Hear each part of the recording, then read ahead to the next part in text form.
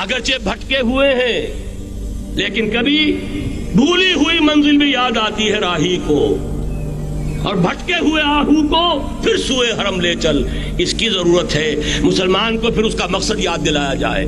پاکستان اس لیے نہیں بنایا گیا تھا کہ ہمارے ہاں ٹاٹے اور برلے نہیں تھے تو ہمارے پاس اس کے بھی باپ وجود میں آ جائیں، اس لیے تو نہیں بنایا گیا تھا۔ پاکستان اس لیے نہیں بنایا گیا تھا کہ جاگیرداروں کی جاگیرداریاں محفوظ ہو جائیں، پاکستان اس لیے تو نہیں بنایا گیا تھا۔ اور یہ کہ نمازیں اور مسجدیں تعمیر ہو جائیں، مسجدیں تو امریکہ میں تعمیر ہو رہی ہیں عالی شان سے عالی شان، اس لیے پاکستان نہیں بنا تھا۔ آج بھی مسلمان، میں معذرت سے عرض کر رہا ہوں مولانا سے، آج بھی بھارتی مسلمان کی ایوریج نمازی ہونے کے اعتبار سے پاکستانی مسلمان سے کہیں بہتر ہے۔ آج بھی برقع نظر آ جائے گا تو ہندوستان میں نظر آ جائے گا۔ میں نے اپنی آنکھوں سے دیکھا چند سال پہلے جب مکہ مسجد حیدرآباد دکن میں 3 دن مسلسل میری تقریریں ہوئی ہیں، 10,000 مرد اور 5,000 خواتین، اور ان میں سے کوئی بغیر برقعے کے نہیں تھی۔ ایک سیلاب نظر آ رہا تھا برقعوں کا کہ جب جلسہ ختم ہوا ہے رات کے 12 بجے 3 دن تک متواتر۔ یہاں کہاں نظر آئے گا برقع آپ کو؟ یہاں تو جس کے پاس 2 پیسے ہو گئے اس نے سب سے پہلے برقع اتار کے پھینک دیا۔ معلوم اچھی طرح سمجھ لیجئے یہ چیزیں تو وہاں زیادہ ہیں یہاں کی نسبت۔ اصل ضرورت تھی کہ یہاں اس نظام کو قائم کیا جائے، وہ نظام عدل اجتماعی، وہ جس میں حریت ہو، جس میں عام آدمی بھی خلیفہ وقت کو ٹوک سکے۔ یہ کرتا کیسے بن گیا؟ ایک خاتون بھی کھڑی ہو کر دامن پکڑ لے، عمر تمہیں کیا حق ہے کہ ہمارے مہر کے اوپر پابندی لگا رہے ہو، جبکہ اللہ نے نہیں لگائی۔ اللہ قرآن میں قنطارہ کا لفظ استعمال کر رہا ہے۔ ڈھیروں سونا دے دے کوئی شخص اپنی بیوی کو مہر کے اندر، طلاق دیتے وقت اس میں سے کچھ نہیں لے سکتا۔ آپ کون ہوتے ہمارے حق کے اوپر پابندی لگانے والے؟ اور عمر نے کہا آج ایک بڑھیا نے وہ اب عمر کو دین سکھایا، آرڈیننس واپس۔ حضرت سعد بن ابی وقاص رضی اللہ تعالی عنہ جو فاتح ایران تھے، وہ گورنر ایسے ہی نہیں بن گئے تھے ریوڑیاں بٹی ہو اور گورنر ہی مل گئی ہو، وہ تو خود فاتح تھے ایران کے، اس لیے گورنر تھے۔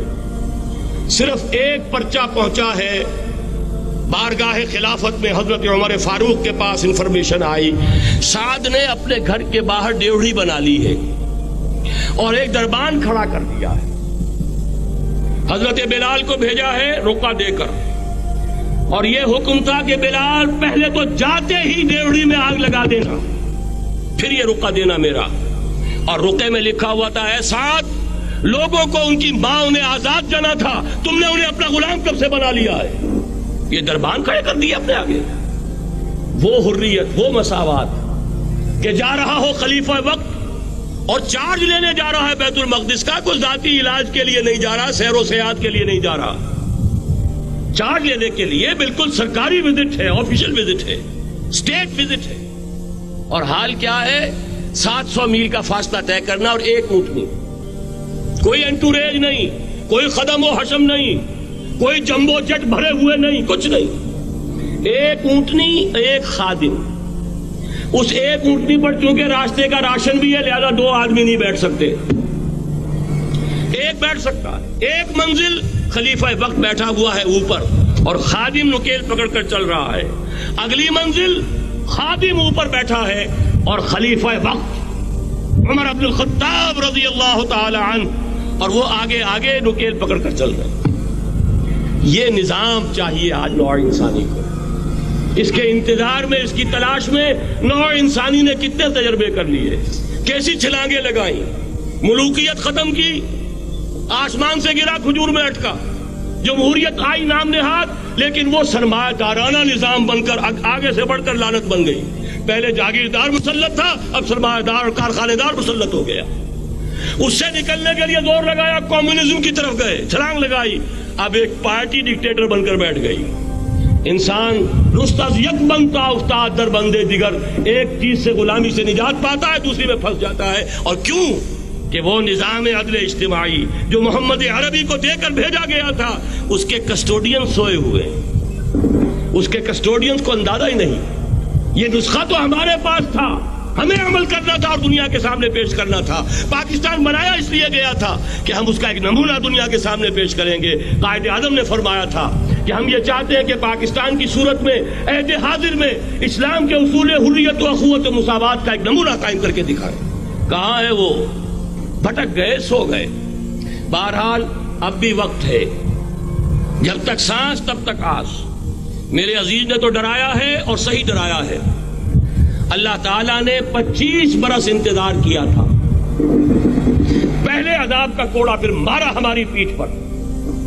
وَلَنُذِيقَنَّهُم مِّنَ الْعَذَابِ الْأَدْنَىٰ دُونَ الْعَذَابِ الْأَكْبَرِ، بڑے عذاب سے پہلے چھوٹا عذاب کا مزہ چکھائیں گے، لَعَلَّهُمْ يَرْجِعُونَ، شاید کہ لوٹ آئیں۔ کوئی عجب نہیں اس عذاب الادنا کے بعد ہم جاگے نہیں، ہوش میں نہیں آئے، کوئی عجب نہیں کہ بڑے عذاب کا کوڑا ہماری پیٹھوں پر برس جائے۔ لیکن مجھے یہ یقین ہے، نوٹ کر لیجئے، اگر یہ دوسرا امکان ہو گیا، خدا نہ خواستہ اللہ کے عذاب کا کوڑا ہماری پیٹھ پر برسا، مجھے یقین ہے اللہ ہندوؤں کو مسلمان بننے کی توفیق دے گا، لیکن اسلام کا بول بالا اسی خطے سے ہو۔ تاریخ میں یہ ہو چکا ہے آیا فتنہ تاتار کے افسانے سے، پاسباں مل گئے کعبے کو صنم خانے سے۔ تاتاریوں کے ہاتھوں کروڑوں مسلمان قتل ہوئے، لیکن اسلام نے تاتاریوں کو فتح کر لیا، اور پھر اسلام کا مسلمانوں کا دوسرا دور عروج انہیں تاتاریوں کی مختلف شاخوں کے تحت ہوا۔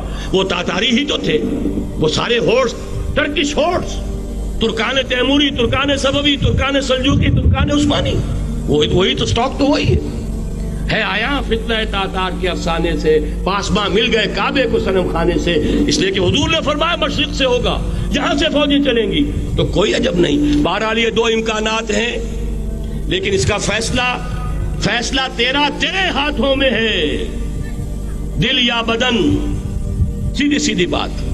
اگر تو اب بھی ہم ٹھیک ہو جائیں، جاگ جائیں، ہوش میں آ جائیں، قوم یونس کی طرح توبہ کر لیں، تو بغیر عذاب کے کوڑے کے رحمت خداوندی ہم پر سایہ کرے گی۔ اگر ہم نہ جاگے تو وہ عذاب کا کوڑا آئے گا۔ یہ نہیں میں کہہ سکتا ان ادری قریب بعید ما توعدون، یہ میں نہیں کہہ سکتا، یقین کے ساتھ جانتا ہوں کہ آئے گا، لیکن یہ کہ اس کے بعد بھی یہیں سے بول بالا ہوگا۔ اگر ہمارے ذریعے نہیں تو ان کے ذریعے سے، جو ہمیں شکست دے کر پھر اسلام قبول کر لیں گے۔ لیکن کیوں نہ پہلے ہی راستے پر چلنے کی کوشش کریں۔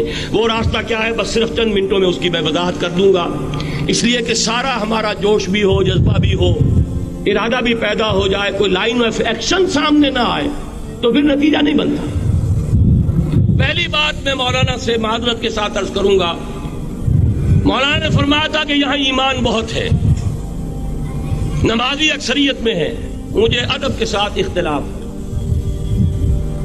ایمان نہیں ہے، یا قرآن جھوٹا ہے یا ہم میں ایمان نہیں۔ قرآن کہتا انتم الاعلون ان کنتم مومنین، اگر تم مومن ہوگے تم ہی سربلند رہو گے، ہم تو سربلند نہیں ہیں، تو کیا کہیں گے قرآن جھوٹا، ایمان نہیں ہے۔